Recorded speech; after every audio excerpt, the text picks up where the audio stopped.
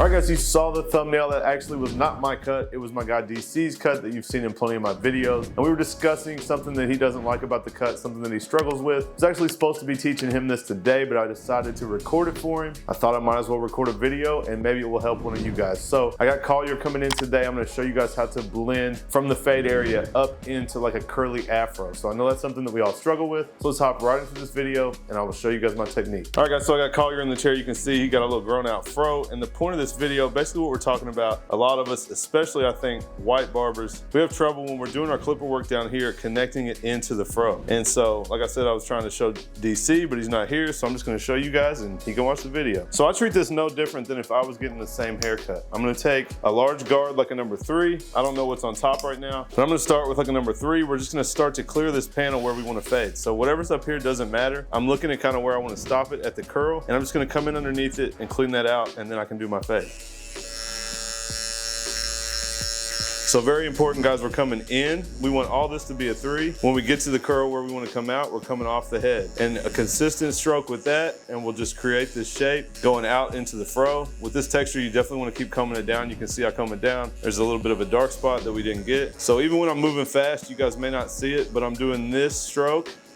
and I'm creating this kind of band of hair that connects into the top. And then we'll just work our way down until we have our probably a number 2 on the sides, and then fading into a number 2 is no problem. We do that every single haircut that fades to, you know, number 2 or 3 or 4. So you guys should be able to see now we kind of have a nice consistent 3 on the sides. We have the curl on top. It ties in nice, and we're not gonna have that hard line that's in between. Now say on top of this line it's a little bit heavy. There's nothing wrong with taking a number 4 and doing the same thing just slightly higher and helping to kind of lighten up that lip. Now I know on this texture a lot of times you guys are taught to go with the grain. Also nothing wrong with coming here and hitting that edge with the grain. Now, of course, when you guys do with the grain, you want to go down a guard because it's going to be a little bit longer. So now I'll take my 3 through that lip and make sure that it's tied into the top. And again, guys, you got to be combing this hair back out. It's going to always kind of lay different after you cut it. You're going to comb it out until you're happy with how it looks. Now, for me, I like to go ahead and get down to a number 2. So this is a number 2 closed, and we're going right underneath the number 3. If you're super comfortable with this, you can start with a number 2. This is, you know, for you guys to learn, get comfortable with, and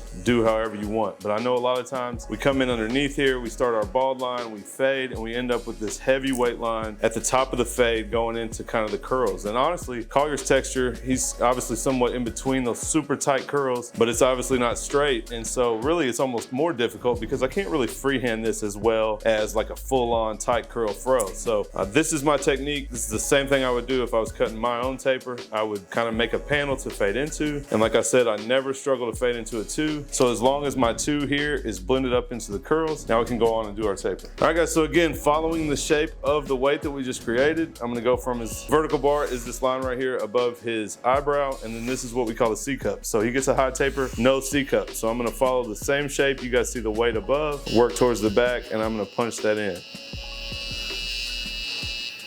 We'll go ahead and bald out underneath. Now we can come in and start our same exact fade steps as we would on any other haircut. So I think a lot of times, guys, we let this different texture kind of throw us off. We treat it totally different, like we don't know what we're doing. And it really doesn't have to be treated so different. Obviously, if he wants the top trimmed, we can use freehand. We can do a different technique than if you were cutting my hair. But right now, all I'm doing is tapering into a number 2. So that is part of what I teach in my class, my hands-on courses and my look and learn courses. And that's one of the most significant things I think I learned was just a system to allow me to tackle any haircut that comes in. And so hopefully you guys can see through this idea that we're treating it just like a standard taper, standard fade. I don't really care that it's a curly fro on top. I don't care if it's straight hair on top. All I'm worried about is this 2 and down. So there's our open section. Now again, we know where the 2 is. We need to stay underneath. So our guidelines are going to be a little bit tighter. And now that we're getting close to the 2, I'm really trying not to leave a super harsh guideline. So I'm going up about a ½ inch and just flicking into the 2. Again, brush it down as you go. Make sure that it's looking consistent. You guys can see we're getting that. We should have a line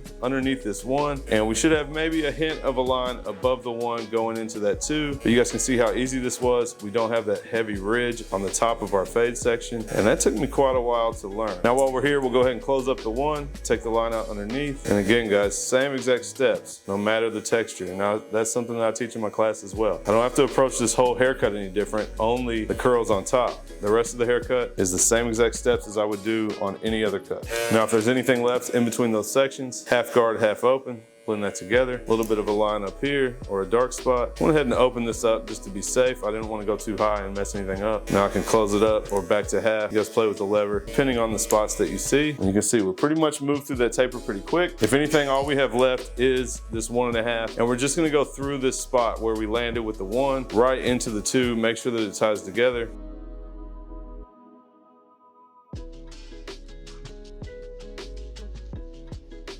That's pretty much it for the video, guys. You can see we moved through this taper super easy, and it is tied into the curls on top nice and clean. We don't have that blunt, ugly, kind of that 1.5 line at the top of the taper. You guys can see we got a nice clean high taper. Nice and easy, so you guys go apply that. And if you wanna see another nice fade technique to show you guys another huge tip, click right there and check that video out.